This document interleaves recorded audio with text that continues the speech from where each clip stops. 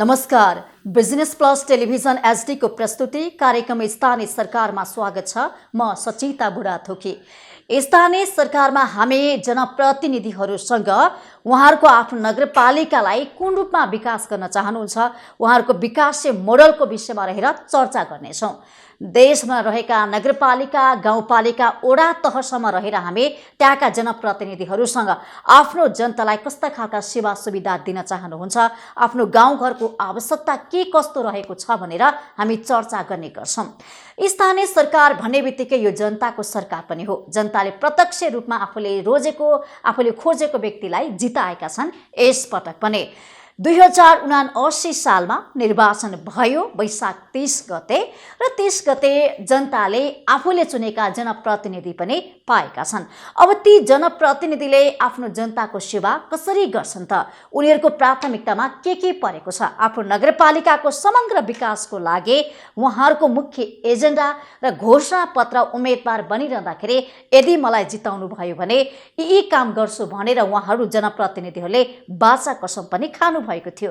अब जनप्रतिनिधिहरूले पदभार ग्रहण गरिसक्नु भएको छ। अब उहाँहरूले अब आफ्नो यो कार्यकाललाई 5 वर्षे कार्यकाललाई कसरी सम्पन्न गर्ने, कसरी सफल पार्ने भनेर विभिन्न खालका रणनीति लिएर अगाडि पनि बढिरहनु भएको छ।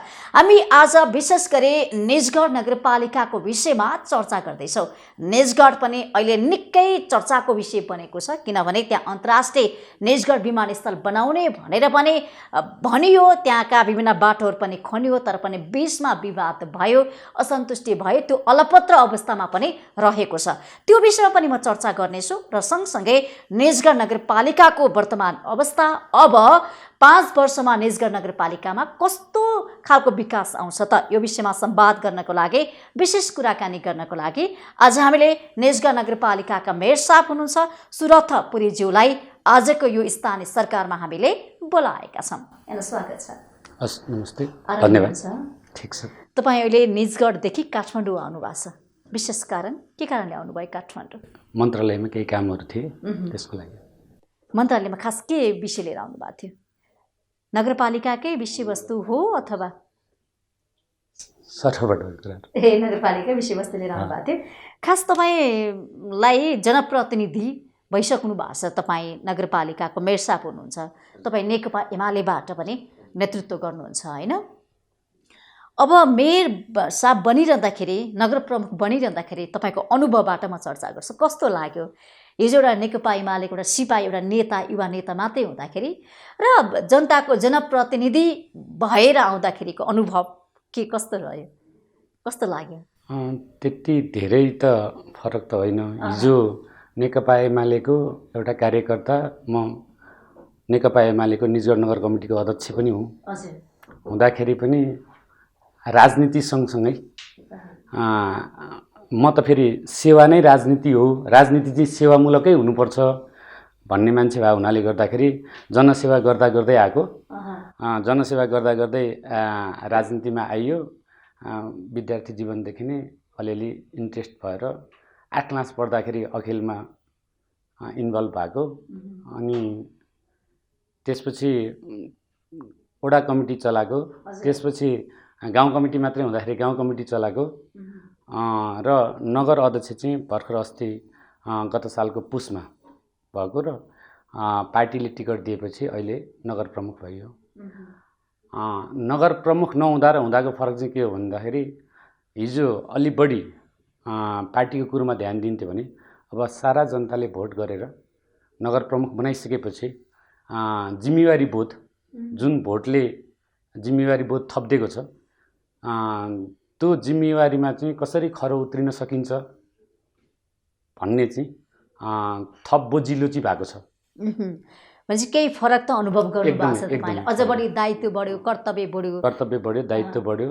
जनताको मतलाई कसरी सम्मान मतलब जनताले अर्कोचोटि गर्दाखेरि गलत ठाउँमा भोट परेछ भन्ने नपछुताउने गरी के गरी काम गर्ने भन्ने एक खालको जिम्मेवारीको गहन, हरेक मतको तपाईँले हजुर त्यो इज्जत राख्दै हुनुहुन्छ, इज्जत राख्दिनुपर्छ, सम्मान गर्नुहुन्छ त्यो मतको। एकदमै तपाईँले जितिरहँदाखेरि अर्को प्रतिद्वन्द्वीलाई तपाईँले हराउनु भयो, के कारणले जिते जस्तो लाग्छ? अब कारण त अब यो लोकतान्त्रिक प्रक्रियामा होइन हजुर यति हो। योभन्दा अगाडि म जनप्रतिनिधि थिइनँ होइन। अब मेरो उम्मेदवारी पर्यो, तुलनात्मक रूपमा उहाँलाई भन्दा बढी मलाई विश्वास गरे। यही के मात्रै। काम गर्नुभएको थियो र तपाईँलाई जिताउनु पर्यो कि जनताले? म योभन्दा अगाडि निजगढ खानेपानीको अध्यक्ष पनि थिएँ। त्यो पनि मिनी लोकल इलेक्सन जस्तै हुन्छ त्यहाँ। त्यसपछि विभिन्न सङ्घ संस्थामा रहेर पनि काम गरियो। जहाँ जहाँ रहेर काम गरियो इमानका साथ गरियो। त्यो जनताले तपाईँलाई विश्वास गरे अनि जित्नुभयो। जति गरियो इमानका साथ गरियो। यो 3 महिना लगभग 2.5 महिनाको गतिविधि चाहिँ के भयो? 2 महिना गतिविधिको चर्चा गरौँ न। के गर्नुभयो? अब यसो भयो, हामी 8 गते मैले शपथ लिएँ जेठको। 9 गते बाँकी जनप्रतिनिधिलाई शपथ गराइयो। 16 गते कार्यपालिकाको चुनाव भयो। 17 गते मात्रै एउटा नगर फिलफुल भयो जनप्रतिनिधिको हिसाबले, कार्यपालिका बन्यो। त्यसपछि बैठक बसियो। पहिलो बैठकबाट सामान्यतै त्यो विपद व्यवस्थापन सम्बन्धी पानी पनि परिरहेको थियो, त्यो सम्बन्धी तत्काल के गर्न सकिन्छ, किनभने पूर्व जनप्रतिनिधिहरूले बनाएको सबै बजेटहरू फङ्सनेबल भइसकेका थिए। हामीले नयाँ काम गर्नको लागि त्यस्तो बजेट त केही पनि थिएन। तापनि तत्काल देखिएको समस्याहरू त्यहाँ चाहिँ भूगोल कस्तो छ भन्दाखेरि खोलाले चिरेको भूगोल छ निजगढ नगरपालिका चाहिँ। बााउन्ड्री नै हेर्ने हो भने बिचमा अलि ठुल्ठुला 3टा खोलाहरू छन्, अरू खहरेहरू थुप्रै छन्। चुरेमा जोडिएको यो भूगोल भएको हुनाले गर्दाखेरि हामीसँग पैसा नहुँदै पनि हामीले सडकलाई गरेर निजगढको चाहिँ बकिया पुलमा भएको ड्यामको सेफ्टी ड्याम जोगाउनको लागि सडकसँग कुरा गरेर उहाँहरू मार्फत काम गराइयो। अलिकति हामीले पनि पार्टिसिपेट गऱ्यौँ। त्यसै गरी नेपाली सेना त्यहाँ फास्ट ट्र्याक बनाउनको लागि सडक निर्माण कार्यदल छ त्यहाँ, उहाँहरूसँग कोअर्डिनेसन गरेर निजगढको त्यो माथि मोहरीमा लगाएको ड्याम लाई एकदम खोलाले हिट गरिरहेको अवस्था थियो। उहाँहरूलाई अनुरोध गरेर जर्साप जानुभएको थियो। जर्सापसँग अनुरोध गरेर 7-8 दिन उहाँहरूको गाडी चलाएर त्यहाँ सेफ्टी गरियो। झोलुङ्गे पुलहरू अलि के भन्छ खोलाले होइन बनेको झोलुङ्गे पुल चाहिँ खोलाले हिट गरिराखेको अवस्था थियो। अनि त्यसलाई सेफ्टीको लागि प्रदेशको पूर्वाधार मन्त्रालयसँग कोअर्डिनेसन गरेर र हामीले अलिकति गरेर त्यो काम गरियो र खोलालाई च्यानलाइज गरियो र नालाहरू खोल्ने कामहरू गरियो। 2 महिनामा त्यति काम गर्यो। 2 महिनामा त्यति काम गर्यो। हाम्रो आफ्नो कर्मचारी पुरै भइसक्यो तपाईँको? चाहिने जति कर्मचारी भर्ती भइसक्नुभयो? कर्मचारी त हामीले आएर एकजना भर्ती गरे पनि छैन, निकाले पनि छैन हैन। पहिले कर्मचारी हुनुहुन्छ? पहिले हुनुहुन्छ, टन्नै हुनुहुन्छ। तर समस्या के छ भन्दाखेरि नेपाल सरकारको थाई दरबन्दीवाला चाहिँ जति चाहिने हो त्यति कर्मचारी नभएको, सरकारले नपठाएको अवस्था चाहिँ छ। समस्या छ। त्यसले अप्ठ्यारो पार्ला नि त हैन? पार्छ। कार्य सम्पादनमा यथेष्ट दरबन्दी अनुसारको कर्मचारी नपुग्दाखेरि समस्या छ। जस्तै कृषि शाखामा एकजना मात्रै हुनुहुन्छ। त्यसलाई चाहिँ फुल फेजमा काम गर्नको लागि जति दरबन्दी, एक त आवश्यकता अनुसारको दरबन्दी छैन, अर्को दरबन्दीमा जति दरबन्दी छ त्यतिको पनि जनशक्ति चाहिँ पुगेको अवस्था चाहिँ छैन। शिक्षा शाखा एकदम। अब ठिक छ, तपाईँको एजेन्डा के थियो चुनाव उठ्दै गर्दाखेरि घोषणापत्रमा? मेरो एजेन्डा त्यति ठुलो एजेन्डा चाहिँ केही थिएन हैन। मुख्य गरी के हो भने निजगढ काठमाडौँ फास्ट ट्र्याक लगभग 2082 मा कम्प्लिट हुन्छ। काठमाडौँबाट निजगढ जम्मा 72 किलोमिटरको हैन। त्यो हुँदाखेरि त्यहाँको समस्याको रूपमा रहेको चाहिँ अब देशैको समस्या हो, बेरोजगारी समस्या हैन। त्यहाँको युवाहरूलाई कसरी उत्पादनमा जोड्न सकिन्छ, रोजगारमा जोड्न सकिन्छ, कसरी जोड्न सकिन्छ।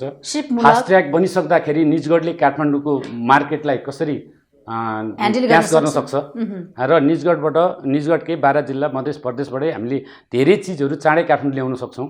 फलफुल, सागसब्जी, माछा मासु लगायत यी सबै चिजहरू हामीले चाँडै गर्नको लागि त्यो ढङ्गले 82 सम्म काठमाडौँलाई दिन सक्ने गरी हामीले उत्पादन सुरु गर्नुपर्छ। र त्यो चाहिँ कम्तीमा विषादी र अब हामीले अर्ग्यानिक भन्नको लागि त सर्टिफाइड गर्नु पर्ला हैन, तर विषादी र रासायनिक मलमुक्त तरकारी फलफुल लगायतका चिजहरू उत्पादन सुरु गरेर काठमाडौँलाई गर्नुपर्छ भन्ने एउटा सोच थियो र त्यही अनुसार हामीले मेनिफेस्टोमा लेखा पनि थियौँ। अर्को कुरो, निजगढ शिक्षाको हब बन्न सक्छ। शिक्षाको हब बन्न सक्छ। कारण के छ भन्दाखेरि निजगढ नगरपालिका चाहिँ साबिकको 3टा गाविस मिलेर नगरपालिका बनेको। साबिकको निजगढ गाविस, साबिकको भरतगञ्ज सिङ्गोल गाविस र साबिकको रतनपुरी गाविस। र साबिकको निजगढमा चाहिँ शिक्षाको राम्रो अवस्था थियो। हामी अब बोर्डिङ र सरकारी स्कुलको बिचमा यही काठमाडौँको पनि धेरै वरिपरिका सरकारी स्कुलहरू चाहिँ कोल्याप्स भएको अवस्था हैन। तर हामीले त्यहाँ चाहिँ वर्षौँदेखि इङ्ग्लिस मिडियमबाट पनि विद्यार्थीलाई पढाउने सिस्टम सरकारी स्कुलमा गरेर गुणस्तरीय शिक्षा नै हो। गुणस्तरीय शिक्षा नै हो।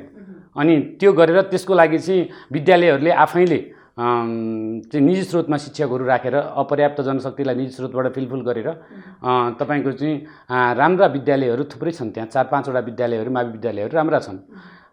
अहिले 2टा गाविस अरू थपिएपछि त्यो थपिएका गाविसहरू जहाँ कमजोर शिक्षा छ उहाँहरूलाई पनि साबिकको निजगढ सरहको चाहिँ नगर स्तरको शिक्षामा एकरूपता ल्याउने र अरू फ्याकल्टीहरू थपेर अहिले पनि निजगढमा मधेसका धेरै जिल्लाका विद्यार्थीहरू पढ्न आउँछन्। कोठा लिएर पढ्न मात्रै भनेर आउँछन्।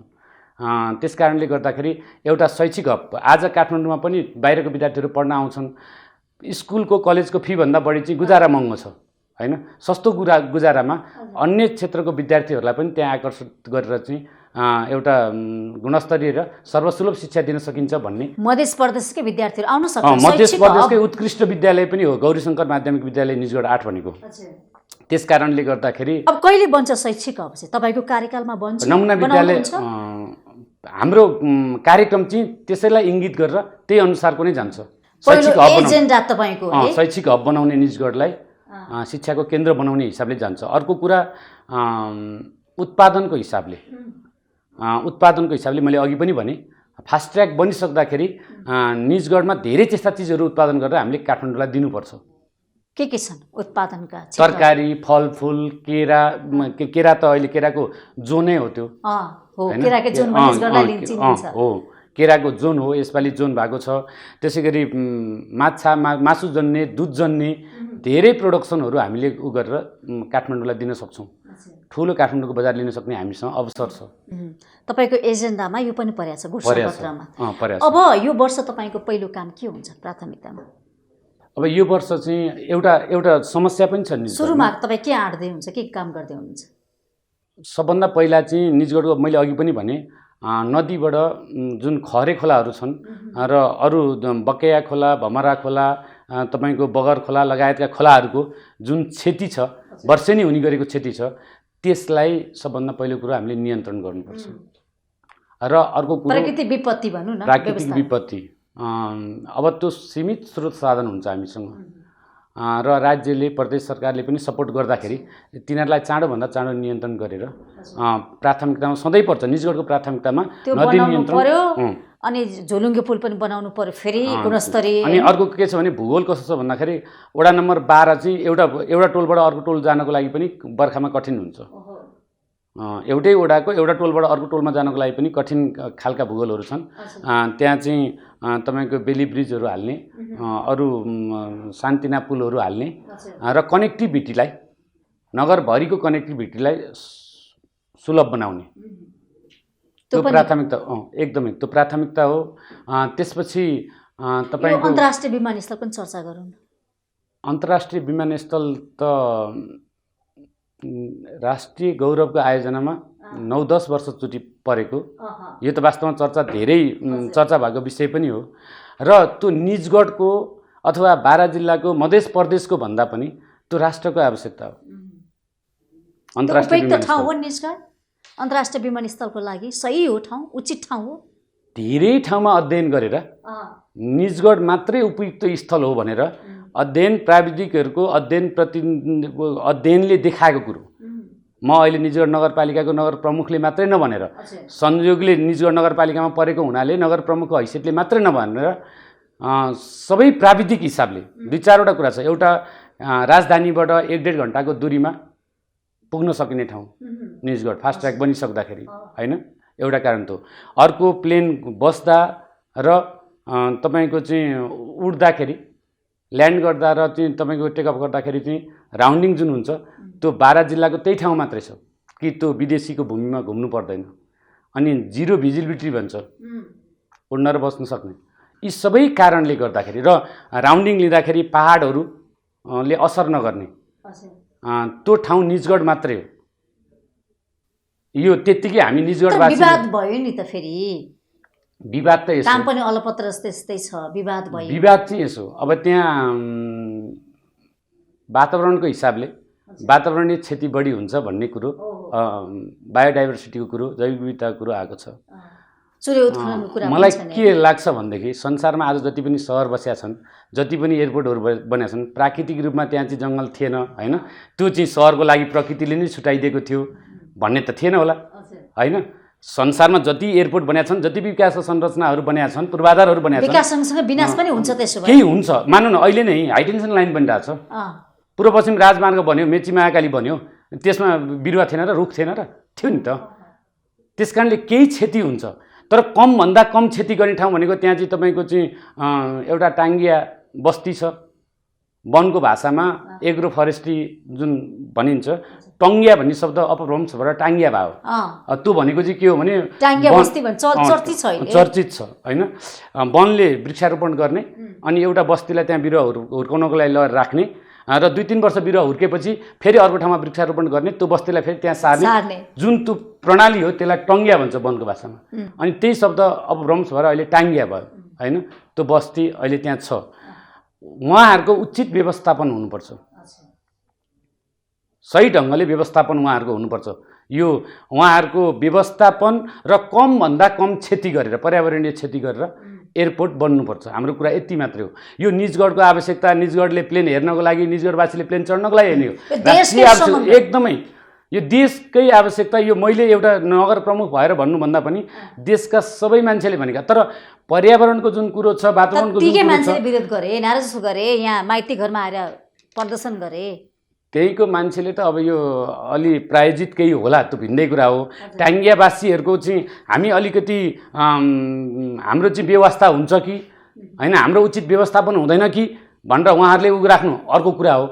हाम्रो त शर्तै छ त्यसको उचित व्यवस्थापन र कम क्षतिमा वनको क्षति हुन्छ। मैले भने हाई टेन्सन बनिरहेको छ त्यहाँ वनको क्षति भएको छैन रोड खनिरहेका छौँ त्यहाँ वनको क्षति भएको छैन भूस्खलन भएको छैन भएको छ नि कमभन्दा कम क्षति गरेर गर्ने। अर्को कुरा के हो भन्दाखेरि वन र वातावरणको कुरो गरिरहँदाखेरि नेपालका नदीनालाहरूले वर्षेनी हजारौँ हेक्टर वनलाई चाहिँ बगरमा परिणत गरिदिन्छ होइन हजारौँ हेक्टर। त्यस्ता एयरपोर्ट धेरै ठाउँ बन्ने एयरपोर्ट बन्ने जग्गाहरू चाहिँ तपाईँको चाहिँ खोलाले चाहिँ त्यो वनलाई चाहिँ बगरमा परिणत गरेको छ।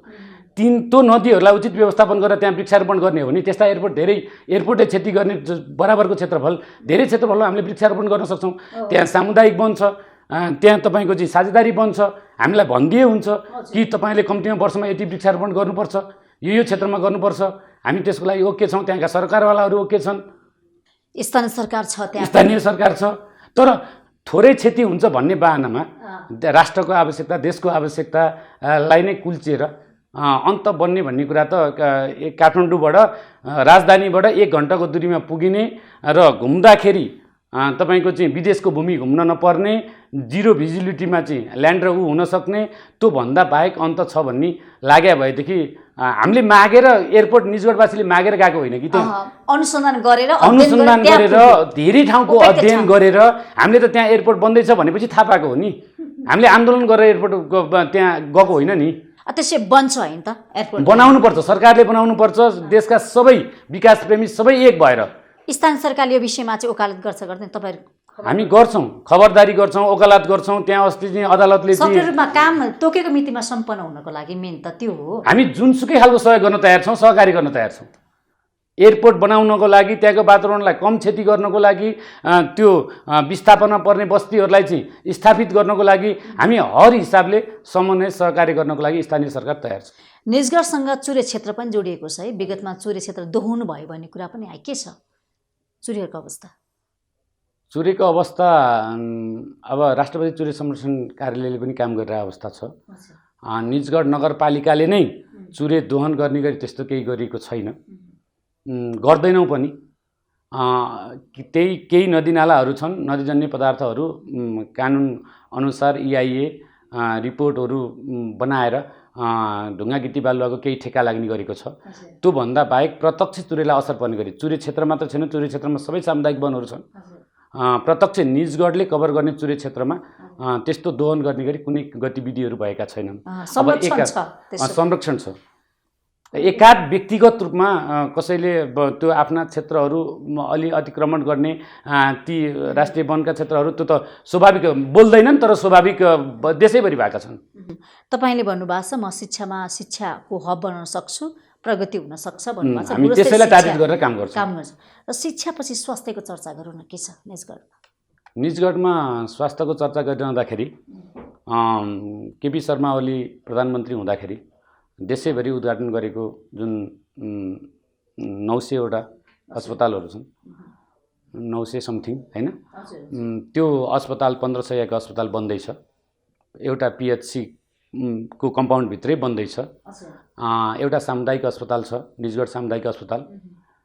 प्राइभेट अस्पतालहरू, मेडिकलहरू छन् र निजगढ नगरपालिकाको तर्फबाट धेरैजसो वडाहरूमा तपाईँको चाहिँ आधारभूत स्वास्थ्य संस्थाहरू कुनै भवन बन्दैछन्, कुनै सञ्चालनमा आइसकेका छन् र राज्यको तर्फबाट उचित जनशक्ति व्यवस्थापन गर्दाखेरि स्वास्थ्यको हिसाबमा पनि हामीले राम्रै गर्न सक्छौँ। एउटा कुरा। अर्को कुरा के हो भन्दाखेरि स्वास्थ्यको हकमा चाहिँ राज्यले जति पैसा अस्पताल बनाउन उसमा खर्च गरिरहेको छ त्योभन्दा थोरै लगानी चाहिँ प्राकृतिक स्वास्थ्यतिर।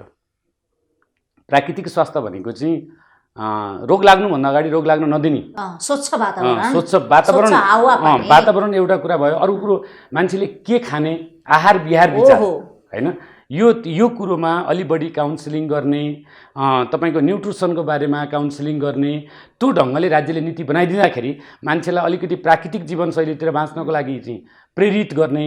मानौँ न एकछिनको लागि, अस्ति कोभिडले त एउटा राम्रै सन्देश दियो नि हैन। अमेरिकासँग के थिएन, बेल्जियमसँग के थिएन, बेलायतसँग के थिएन हैन, धेरै क्षति, मानवीय क्षति बिहोर्नुभयो उहाँहरूले। तर त्यसको दाँजोमा नेपालमा केही पनि थिएन, तर पनि हामीले कम क्षति बिहोर्यौँ। यसको अर्थ मैले निजगढ नगरपालिकाको प्रमुख भएर हैन, मैले व्यक्तिगत रूपमा सोच्दाखेरि के डिफरेन्स त भन्दाखेरि हामी कम्तीमा 2 छाक खाना घरमा पकाएर खान्छौँ, हामी प्रोसेसिङ फुड कम युज गर्छौँ।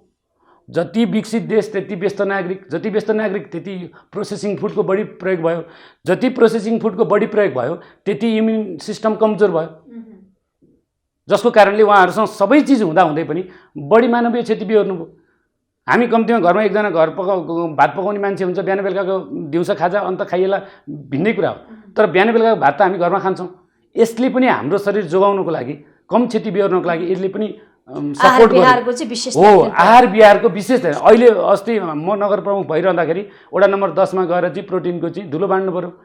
त हाम्रो शिक्षा के हुनु पर्यो भन्दाखेरि प्रोटिनको स्रोत चिनाउनु पर्यो। तपाईले दिनमा यति प्रोटिन खानुपर्छ भनेर चाहिँ त्यो ढङ्गले चाहिँ स्वास्थ्यमा कन्सियस, साग कति खाने हैन, अन्डा कति खाने, मासु कति दिनमा खाने, चामलमा कस्तो चामल कतिचोटि पखालेर खाने हैन, कुन खालको चामल खाने, सेतो चामल खाने कि ब्राउन चामल खाने कि, अनि तपाईको पिठो जन्य चिज हो तपाईको वरिपरि भएका चिजहरुमा। किनभनेदेखि हामीले जहाँ जे किनेर खाए पनि त्यसको स्रोत त त्यही कृषि नै हो त, तपाईकै वरिपरि भएको चिज हो त, र त्यही चिजमा तपाईले खाएको चिज, डब्बाको चिज चाहिँ त्यही चिजबाट बनेको हो भन्ने कुरो होला। डब्बामा बन्दाखेरि चाहिँ अलि चिनी हालेको होला, अलि मिठास हालेको होला, जिब्रोलाई चाहिने चिजहरू चाहिँ स्वाद चाहिँ त्यसमा मिसाएको होला, भिन्दै कुरा हो।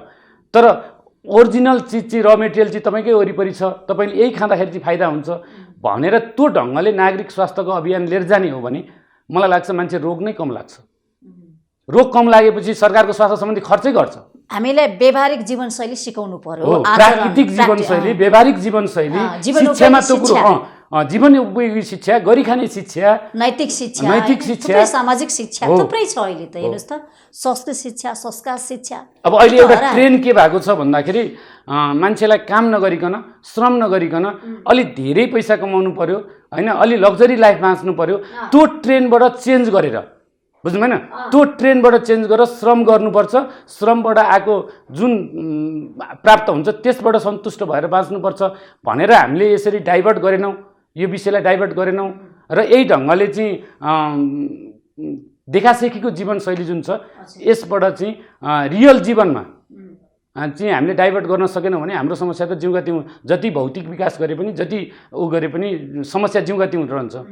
हस्, यति बेला कार्यक्रममा पालो भएको छ विश्रामको।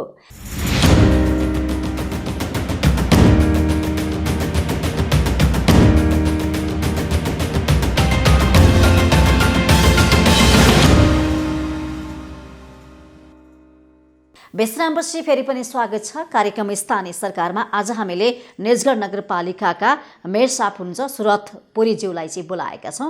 उहाँसँग आफ्नो नगरपालिकालाई कसरी विकास गर्दै हुनुहुन्छ, उहाँका विकासे एजेन्डाहरू मोडलहरू के कस्ता रहेका छन् र प्राथमिकतामा कुन कुन क्षेत्र परेका छन् भनेर उहाँसँग हामीले कुराकानी गरिरहेका छौँ।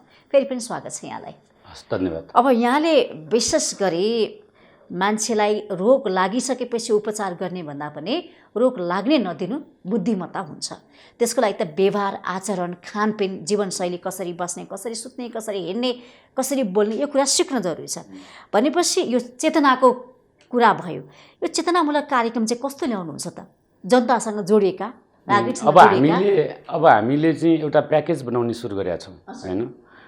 त्यो चाहिँ विद्यालय शिक्षादेखि नै मानव विद्यालयमा जुन फर्मल एजुकेसन दिइन्छ त्यसमा एक्स्ट्रा क्लासको रूपमा हामीले स्थानीय पाठ्यक्रम बनाइसकेका त छैनौँ, तर एक्स्ट्रा पाठ्यक्रमको रूपमा योग पर्न सक्छ, ध्यान पर्न सक्छ, मानसिक स्वास्थ्यलाई प्रायोरिटीमा राखेर हैन, शारीरिक स्वास्थ्यको सँगसँगै मानसिक स्वास्थ्यलाई प्रायोरिटीमा राखेर चाहिँ विद्यालय शिक्षादेखि नै यसलाई चाहिँ स्थानीय पाठ्यक्रम बन्दाखेरि यी विषयहरू समावेश गर्नुपर्छ।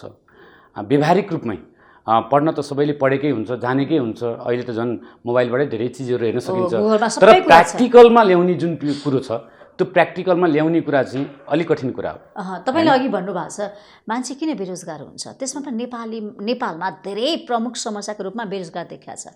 नेपालीहरू आफ्नो देशमा काम गर्न लाज मान्छन्, श्रम गर्नुपर्छ भन्ने मानसिकतामा छैनन् के, तर विदेशमा चाहिँ जस्तो सुकै काम गर्नको लागि ऋण काटेर जानुहुन्छ र युवा शक्ति पलायन भएको छ। अब तपाईँको नगरपालिकामा युवालाई जस्तो कि प्रधानमन्त्री स्वरोजगार कार्यक्रम आएको थियो नि, मेयरसँग जोडिएका मेयर स्वरोजगार कार्यक्रम भन्ने जस्ता कार्यक्रम ल्याउनुहुन्छ कि ल्याउनुहुन्न? उहाँहरूको सिप सिकाउने होइन, स्वरोजगार बनाउने, रोजगार बनाउने, दक्ष बनाउने, सिप सिकाउने, पछि उहाँहरू आफैले व्यापार बिजनेस गर्ने खालको कार्यक्रम। यो तालिम सिप भन्ने कुरा चाहिँ अहिलेसम्मको मेरो अनुभवले के छ भन्दाखेरि कुनै संस्थाले तालिम ल्याउँछ या निजगढ नगरपालिकाले नै तालिम गर्नु पर्यो भनेर चाहिँ ऊ गरेपछि सजिलो उपाय के भने वडा अध्यक्षहरूलाई ल तपाईँको वडाबाट एकजना मान्छे पठाइदिनुहोस् भन्यो होइन। अनि त्यो गरेपछि चाहिँ सबै वडा अध्यक्षबाट मान्छे आउनुहुन्छ तालिमको लागि। त्यहाँ भत्ताका कुरा हुन्छन्, उसका कुरा हुन्छन्, तालिम लियो, उहाँहरूले काम गर्नुभयो कि गर्नु भएन भन्ने कुरा चाहिँ फेरि तालिममाथि तालिम, पैसा खर्चमाथि पैसा खर्च होइन। र त्यो तालिमबाट उहाँ रोजगार बन्नुभएको भएन, स्वरोजगार बन्नुभएको भएन, जीविका पार्जनको लागि उहाँ के गरिरहनु भएको छ भन्ने कुरा चाहिँ हाम्रो मसिनो अनुगमन भएन होइन। त्यस कारणले अब एक रोजगार भन्छौँ नि हामी हो। अब चाहिँ हामी के हो भन्दाखेरि तालिम दिँदाखेरि उहाँहरूको चाहना मुताबिकको तालिम होइन, चाहना मुताबिकको तालिम, त्यहाँको स्थानीय आवश्यकताको तालिम होइन, आवश्यकताको तालिम। र त्यो तालिम दिइसकेपछि उहाँहरू त्यो अनुसारको काम गर्न चाहनुहुन्छ भने त्यसपछि नगरपालिकाको सपोर्ट लगानी सपोर्ट त्यो हिसाबले अब फेरि मैले भनिदिएर मात्रै हुँदैन, त्यहाँ कार्यविधि बन्नुपर्छ। त्यो हिसाबले युवा एउटा भिन्दै, युवालाई हेर्ने, युवा र खेलकुदलाई हेर्ने एउटा भिन्दै विभाग बनाएर र त्यो उहाँहरूको आवश्यकता, उहाँहरूको चाहनालाई बुझेर एउटा कार्यविधि बनाएर व्यवस्थित गरेर जानुपर्छ भन्ने सोच छ। हाम्रो चुनावी मेनिफेस्टोमा पनि हामीले त्यही कुरो लेखेका थियौँ होइन। मैले अघि पनि भने काठमाडौँको मार्केट पाइरहँदाखेरि हामी कसलाई कता कता चाहिँ डाइभर्ट गरेर के गर्न सक्नुहुन्छ भनेर चाहिँ को मासु उत्पादनमा लाग्ने होइन, को दुध उत्पादनमा लाग्ने, को दुध जन्ने पदार्थको चाहिँ उसमा लाग्ने, यसको लागि जनशक्ति प्रमुख कुरा रहेछ होइन। अहिलेको समस्या के छ भन्दाखेरि उत्पादन गर्छौँ तर बजार खोइ त होइन, कसले ग्यारेन्टी लिन्छ बजारको, यो एउटा प्रमुख समस्याको रूपमा रहेको छ। केरा खेती भएको छ, केराको उचित मूल्य पाइँदैन, केरालाई चाहिँ पाक्ने बेला भण्डारणको व्यवस्था छैन होइन, चिस्यान केन्द्र, त्यो अर्को के राइटिङ सेन्टर के भन्छ त्यो, त्यसको व्यवस्था छैन। त्यसै गरी तरकारी उत्पादन गरेर तत्काल मार्केटमा लाने कुनै प्रबन्ध छैन र किसानले पनि उपभोक्ताले पनि। अनि अर्को कुरा के छ भन्दाखेरि जे उत्पादन गरिरहनु भएको छ त्यसको पनि उचित मूल्य पाएको अवस्था छैन। लगानी अहिले धान खेती गर्नेहरूको त भन्यो भने घाटामै धान खेती भइरहेको छ। अनि हामी कृषि प्रधान देश भनिराखेका छौँ होइन, कृषिमा आत्मनिर्भर बन्ने कुरा गरिराखेका छौँ, तर किसानले चाहेको म पैसा तिर्नको लागि तयार छु, मलाई मल दिनुहोस् भन्दाखेरि मल दिन सकिरहेको अवस्था छैन। अब म निजगढ नगरको प्रमुख भइरहँदाखेरि दिनमा सयौँ फोन पर्खा लागेपछि मेयर साहब मल कहिले आउनुहुन्छ भन्नुहुन्छ, न त नगरपालिका हजुर फोन आउँछ धेरै होइन, मल कहिले आउँछ, अब मल मैले कहिले आउँछ भन्ने किनभने मल त नगरपालिकाले किन्न पाउँदैन होइन, न त आफ्नो उत्पादन हुन्छ, न नगरपालिकाले भिन्दै डिल गरेर किन्न पाउँछ। भनेपछि नेपाल सरकारले देशलाई आर्थिक के भन्छ आर्थिक मेरुदण्डको रूपमा कृषिलाई लिने हो, कृषि उत्पादनमा चाहिँ आत्मनिर्भर बन्ने हो भने त्यसलाई चाहिने आधारभूत कुराहरूमा त सरकार सजग हुनु पर्यो नि। कृषि नीति ल्याउनु पर्यो, कृषि नीति ल्याउनु पर्यो। त्यो कृषि नीति पनि जहाँ चाहिने हो त्यहाँ पुग्ने गरी ल्याउनु पर्यो। आवश्यकता जे हो त्यसलाई टार्गेट गरेर कृषि नीति ल्याउनु पर्यो। कृषिमा के कार्यक्रम ल्याउनु छ तपाईँ अब निजगढको लागि? निजगढको लागि अब मैले अघि भने केरा खेती एकदमै मौलाको अवस्था छ। अब त्यसलाई चाहिँ थप व्यवस्थित गर्ने र तरकारी फलफुल अहिले परम्परागत रूपमा जुन खेती भइरहेको छ त्यसलाई पनि व्यवस्थित गर्दै जाने, सिँचाइका संरचनाहरूलाई सुधार गर्ने र वडा नम्बर 10, 11, 12, 13मा राम्रो सिँचाइको सुविधा छैन, 12, 13मा त छँदै छैन। त्यसको लागि चाहिँ कुन खालको सिँचाइ गर्दाखेरि ठिक हुन्छ, खोला अब चुरेको भाग छ, पानी जम्मा गर्न मिल्ने नमिल्ने प्राविधिक अध्ययन गर्नु पर्यो। खोलाहरूमा पानी जम्मा गरेर भयो हिउँदमा सिँचाइ गर्न मिल्ने नमिल्ने त्यसको अध्ययन गर्नु पर्यो। पोखरी सिँचाइ हुन्छ कि अब म भर्खरै आएको छु, सम्बन्धित प्राविधिकलाई ल्याएर देखाएर के गरी हुन्छ यो 5 वर्षमा चाहिँ सिँचाइबाट चाहिँ कोही पनि किसान वञ्चित हुन नपरोस्। कुन प्रविधिको सिँचाइ हुन्छ, भूमिगत सिँचाइ हुन्छ, पोखरी सिँचाइ हुन्छ या नदीमा पानी जम्मा गरेर हुन्छ, त्यसमा तपाईँ लागि पर्नु भएको किसानलाई? म लागि पर्छु। नेपाल सरकार प्रदेश सरकारले पनि संवेदनशील भएर लाग्दिनु पर्यो एकदमै। किनभने हामीसँग भएको सीमित स्रोत र साधनले त हामीले धेरै क्षेत्रलाई हेर्नुपर्ने हुन्छ। एउटा जन्मेको बच्चादेखि लिएर मृत्यु भएर जाने आर्यघाटसम्म लाई नगरपालिकाले हेर्नुपर्छ होइन। त्यस कारणले गर्दा हामीलाई पुरो पठाएको स्रोत साधन पनि सीमित हुन्छ। त्यत्रो कर्मचारीहरूलाई पाल्नुपर्छ, कर्मचारी बिना फेरि काम पनि उठाउन सकिँदैन। भनेपछि जे कार्यक्रम नगरपालिकाले फोकस गरेर ल्याएको हो त्यसलाई चाहिँ सिरियसली भएर राज्यको सङ्घीय सरकार प्रदेश सरकारले पनि हेरिदिनु पर्यो। त्यो भयो भने स्थानीय सरकारको जुन स्थानीय सरकार हामी भन्छौँ वास्तवमा स्थानीय सरकार भनेको नेपाल 72 को संविधानभन्दा पछाडि एकात्मक राज्य प्रणालीले भएन भनेर हामी सङ्घीयतामा गयौँ होइन। यहाँको मात्रै विकासले यहाँ बनाएको योजनाले पुगेन भनेर स्थानीय सरकारलाई सरकारको रूपमा लिएर आयौँ होइन। भनेपछि स्थानीय सरकारले गर्ने विकास त देशकै विकास समुच्च विकास हो नि। भनेपछि त्यो सबभन्दा तल्लो तहको सरकार हो, जनताको सरकार। एकदमै मलाई भोट हाल्ने मान्छे म डेली भेट्छु, संसदले भेट्नुहुन्न, प्रदेश सांसदले भेट्नुहुन्न, भनेपछि मलाई भेट हाल्ने मान्छे म डेली भेट्छु। तपाईँलाई त जनताको चाहना आवश्यकता खाँचो के हो चाहिएको भने तपाईँले त आफैले बुझ्न सक्नुहुन्छ। एउटा सामान्य घर झगडादेखि लिएर विकासका ठुल्ठुला कुरासम्म हामी जोडिन्छौँ। प्रत्यक्ष जोडिन्छ, सरकार पनि जोडिन्छ, तर अप्रत्यक्ष हामी प्रत्यक्ष दैनिक जोडिन्छौँ। भनेपछि त्यहाँको विकास हुनु भनेको समग्र देशको विकास हुनु हो। त्यसलाई प्राथमिकतामा राखेर त्यसले प्राथमिकता राखेको कार्यक्रमलाई सङ्घ र प्रदेशले पनि प्राथमिकतामा राखेर जाने हो भनेदेखि सायद देशमा विकासको फड्को मार्नको लागि टाइम लाग्छ। अनुगमन हामी बजेट बनाउनु भयो, नीति तथा कार्यक्रम पास भयो। मैले नडाँटिकन भन्दाखेरि बजेट पूर्ण बजेट बनिसकेका छैन। कहिले बनिसक्छ? बनाउन त सकिन्थ्यो होइन, तर विगतमा भएको कार्यक्रमको समीक्षा गरौँ। किनभने आर्थिक वर्ष 80 वर्ष टुङ्गियो, लमसम एज इट इज जे आइरहेको छ त्यसैलाई गर्ने हो भने त बनाउन सकिन्थ्यो, केही थिएन। कर्मचारी साथीहरूको साथ लिएर ल के गर्ने हो ल गरौँ भनेर चाहिँ गर्न सकिन्थ्यो। तर मलाई के लाग्यो भनेदेखि हरेक शाखाले वार्षिक कतिको पैसा खर्च गर्यो, त्यसको आउटपुट के आयो र कुन कार्यक्रम कन्टिन्युटी गर्ने कुन कार्यक्रम कन्टिन्युटी नगर्ने।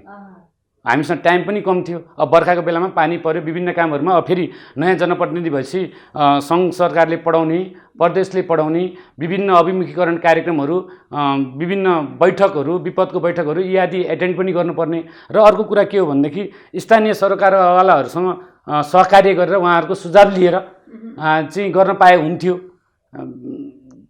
के भन्छ कानुनले जे भने भए पनि कम्तीमा स्टेक होल्डर सहितको सहमतिमा गर्न पाए हुन्थ्यो भन्ने लागेको थियो। नीति नियम कानुन सबै बनिसकेका छन् हैन र के छ काम गर्ने? नीति तथा कार्यक्रम र मोटामोटी बजेट आयो, ब्रेकिङ बजेट। अब देशकै बजेट पनि पास भएको छैन गरे हैन, अब बजेट पास भइसकेको अवस्था चाहिँ छैन। अब ऐन कानुन त बनिसकेको छ, काम गर्नको लागि बनाउनु पनि छ कि छैन? बनाउनु पर्ने छ। मैले अघि नै भने युवा तथा खेलकुदको चाहिँ एउटा परिषद बनाएर सकेसम्म निजगढ विकासकै एउटा मोडलको चाहिँ आयोग जस्तो बनाएर विभिन्न सेक्टरहरूको चाहिँ कम्तीमा सस्टेनेबल डेभलपमेन्टको लागि चाहिने आधारभूत कुराहरू गरेर चाहिँ अगाडि बढ्दाखेरि राम्रो हुन्थ्यो। अब कति सक्सेस भइन्छ त्यसकारण त्यो दिशामा जुन काम गरिन्छ त्यसलाई संस्थागत गरौँ होइन। तपाईँले जुन सोच्नु भएको छ त्यो गरेर चाहिँ देखाउनुहुन्छ, सोचलाई एउटा कामसँग जोड्नु। मेरो प्रयास चाहिँ त्यतितिर हुन्छ। अब म अर्को चर्चा गर्छु, पर्यटन क्षेत्रमा चाहिँ के विकास गर्नुहुन्छ? पर्यटन चाहिँ निजगढमा तपाईँको ऐतिहासिक स्थलहरू पनि छन् होइन, र तपाईँको चाहिँ मोहरी पार्क, शहीद हिरालाल चाहिँ दोस्रो जनआन्दोलनको शहीद हो, निजगढकै शहीद चोकमा उहाँले शहादत प्राप्त गर्नुभएको। उहाँको स्मृतिमा शहीद हिरालाल पार्क छ, मोहरी पार्क छ। त्यसै गरी धार्मिक पर्यटनको हिसाबले गुम्बाहरू छन्। पुरानो ब्रह्मस्थान मन्दिर छ वडा नम्बर 4मा, कृष्ण मन्दिरहरू लगायतका धार्मिक पर्यटन र ऊ हिसाबले, अनि झरना, शीतल झरना लगायतका झरनाहरू पनि छन्, चुरेकै उसमा भएको भए पनि।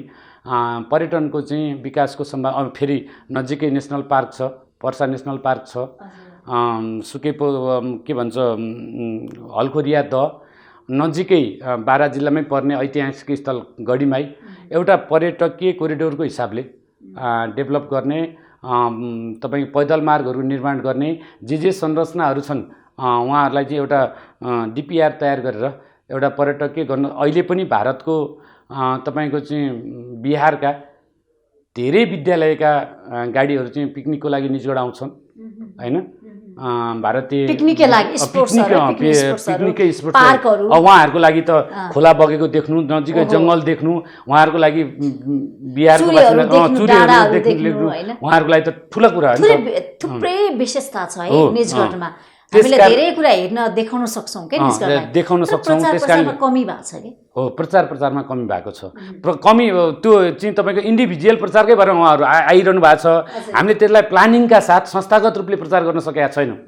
अब पर्यटनको क्षेत्रमा पनि सम्बन्धित सरकारवालाहरू राखेर जो साथीहरू त्यो सेक्टरमा काम गरिरहनु भएको छ, होमस्टे खोल्न सक्छौँ हामीले, होमस्टे खोल्न सक्छौँ। त्यहाँ चाहिँ थारू कल्चरको चाहिँ डेभलप गर्न सक्छौँ। हरेक वडा 3टै ब्लक छ निजगढमा, साबिक निजगढ, रतनपुर र तपाईँको चाहिँ सिङ्गल ब्लक।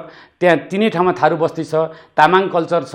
तपोवन भन्ने कुरा पनि आएको थियो बिचमा होइन, तपोवन चाहिँ होइन। अब त्यहाँ चाहिँ तपाईँको चाहिँ रामबहादुर बमजङ, ओहो, तिनले एकचोटि चाहिँ तपस्या स्थल, स्टार्टको फेजको तपस्या स्थल हलखोरिया दह नजिक, अनि त्यो सुरुमा त अझै रतनपुरीको गाउँको नजिक। त्यो त्यसले धेरै लामो समय चर्चा पायो। अनि अरू थुप्रै वन पनि छ नि हामीसँग, सामुदायिक वनै तपाईँको 26वटा छ। चराचुरुङ्गी होला हामीले देखाउनु पर्ने, चराचुरुङ्गीहरू नजिकै नेसनल पार्क भएको हुनाले गर्दाखेरि यी सबै हिसाबले जोडेर जे गरिन्छ सस्टेनेबल हिसाबले सम्बन्धित सरकारवालाहरू जो त्यो क्षेत्रमा काम गरिरहनु भएको छ, विज्ञहरू राखेर चाहिँ हामीले अब सबै कुरो, किनभने हामी राजनीति फिल्डबाट आएको, सबै कुरो जानी नजानी कनी कुस्ती बोलिदिएर पनि भएन। जुन क्षेत्रका विज्ञहरू हुन् त्यसलाई चाहिँ दीर्घकालीन हिसाबले कसरी लिएर जान सकिन्छ भनेर प्लानिङ गरेरै गर्नुपर्छ भन्ने लाग्छ। तर आय आर्जनको लागि त हामीसँग प्रशस्त सम्पदा सम्पत्ति स्रोतहरू छन् नि त निजगढमा, त्यसलाई नगरपालिकाले प्रयोग गर्न सक्दैन? आय आर्जनको मूल आधार भनेको निजगढ मैले भनिहालेँ, कृषि नै हो होइन, मूल आधार कृषि हो। अब अहिले हामीले पर्यटन जोड्न सक्छौँ होइन, अब त्यसपछि शिक्षाको हब बनिरहँदाखेरि पनि आवत जावत बढी हुन्छ, कनेक्टिभिटी जोड्नु, मठ मन्दिरहरूको मठ मन्दिरहरू पनि, कृष्ण मन्दिर, तपाईँको ब्रह्मथानको चाहिँ वडा नम्बर 4को चाहिँ महादेव मन्दिर, त्यो चाहिँ एकदमै ऐतिहासिक मन्दिर हो। मेलाहरू पनि लाग्ने गर्छ निजगढमा? पहिला धेरै अगाडि लाग्थ्यो, अहिले अलि बेलामा विकृति आयो। कृषिको हब, शिक्षाको हब भनेपछि शैक्षिक हबको मेलाहरू लगाउनु पर्यो होइन, प्रवर्धन गर्न सकिन्छ। प्रवर्धनको लागि कृषि मेला, तपाईँको चाहिँ पर्यटन मेला, शैक्षिक मेलाहरू, ती कुराहरूलाई चाहिँ त्यसले प्रचार पनि हुन्छ। त्यहाँको कुरो जे भइरहेको छ त्यो देशभरि जान्छ, राम्रो हुन्छ, त्यो पनि प्रयास गर्छौँ। झोलुङ्गे पुल पनि अब आवश्यक छ। झोलुङ्गे पुल छन्, त्यहाँ अहिले बनेकै 2-3टा छन्, अरू बन्ने क्रममा छन्। झोलुङ्गे पुलहरू पनि छन्। सडकको अवस्था के छ निजगढमा? सडकको अवस्था मध्यम स्तरकै छ। अलिकति के भयो भन्दाखेरि वडामा पैसा भाग लाएर गर्दाखेरि अलि टुक्रे विकास त्यहाँ पनि नभएका होइनन्, अलि टुक्रे विकास छन्। योजनाबद्ध विकास गर्नको लागि अब त्यही हो, राजनीतिक समस्याहरू पनि हुन्छन्, वडा अध्यक्षहरू पनि निर्वाचित भएर आएको हुन्छ। अब वडा अध्यक्षज्यूहरूले पनि अनि हामीलाई चाहिँ छुट्टै चाहिँ सिलिङ दिनुहोस् भन्ने हुन्छ होइन, अनि उहाँहरूले गर्दाखेरि उहाँ टोलमा पुग्छ। योजना चाहिँ के हुन्छ भने जति सानो इकाइमा गएर योजना छनौट गर्नुभयो नि त्यति टुक्रे हुन्छ होइन। जति ठुलो इकाइमा बसेर गर्नुभयो त्यति प्लानिङ चाहिँ के हुन्छ भन्दाखेरि बृहत र ठुला योजनाहरू जान्छ, सफल पनि हुन्छ अनि सफल पनि भइन्छ। त्यसकारणले अब हामी आगामी वर्षमा त्यसै गरी जानको लागि पनि एउटा निजगढ विकास आयोग बनाएर गइयो भनेदेखि त्यसतिर पनि अलिकति समुन्नत समृद्ध निजगढ नगरपालिका हाम्रो ऊ छ, हाम्रो समृद्ध नगर सुखी नगरवासी भन्ने त्यो नारै छ, त्यो स्लोगनै छ है, हाम्रो स्लोगन छ। ल ठिक छ, हामी कार्यक्रमको अन्तिममा आइसकेका छौँ। अन्तिममा आफ्नो नगरवासीलाई के भन्न चाहनुहुन्छ? सर्वप्रथम त निजगढ नगरपालिकाको नगर प्रमुखको रूपमा मलाई विश्वास गरेर निर्वाचित गराइदिनु भएकोमा सम्पूर्ण नगरवासीलाई म व्यक्तिगत तर्फबाट पार्टीको तर्फबाट धन्यवाद भन्न चाहन्छु। र जसरी मलाई नगर प्रमुखको जिम्मेवारी दिइरहनु भएको छ, म आफ्नो ठाउँबाट निजगढको सर्वाङ्गीन विकासको लागि इमानका साथ लाग्छु। म हरेक भोटको चाहिँ आफूलाई लागेको ऋण सम्झेर लाग्छु। त्यसको लागि सकारात्मक कामको लागि पार्टी दलबाट माथि उठेर होइन समृद्ध नगर बनाउनको लागि सबैको सकारात्मक सहयोगको अपेक्षा राख्छु। र मेरो आफ्नो तर्फबाट हुने काम पनि म समृद्ध नगर र सुखी नगरवासी बनाउनको लागि सर्वाङ्गीन हिसाबले र आगामी दिनमा सबै स्टेक होल्डरहरूसँग सहकार्य गरेर योजना तर्जुमादेखि लिएर सबै पक्षहरूसँग बसेर यो वर्षको योजना तर्जुमा गर्नको लागि त्यसरी बस्न भ्याइएन, समयको अभाव रह्यो। र आगामी दिनमा चाहिँ सरकारवालाहरूको बिचबाटै योजना तर्जुमा लगायतका विषयहरूमा आपसी सहकार्यमा निजगढ नगरलाई समृद्ध बनाउनको लागि म आफ्नो ठाउँबाट लाग्छु। सबै निजगढवासीलाई लाग्नको लागि आह्वान गर्छु। हस्, कुराकानीको लागि धन्यवाद यहाँलाई। तपाईँलाई पनि धन्यवाद। मलाई यो टेलिभिजन मार्फत बिजनेस प्लस कार्यक्रम मार्फत तपाईँले आफ्ना कुरा राख्ने मौका दिनुभयो। यसको लागि सम्पूर्ण टेलिभिजन टिमलाई मेरो व्यक्तिगत तर्फबाट र निजगढ नगरपालिकाको तर्फबाट हार्दिक धन्यवाद दिन चाहन्छु। हजुर, आज हामीले कार्यक्रम स्थानीय सरकारमा निजगढ नगरपालिकाका मेयर साहब सुरत पुरीज्यूलाई बोलाएका थियौँ। कार्यक्रमबाट म पनि उज्जेल पर्छु। बिजनेस प्लस टेलिभिजन HD हेर्दै रहनुहोला। नमस्ते।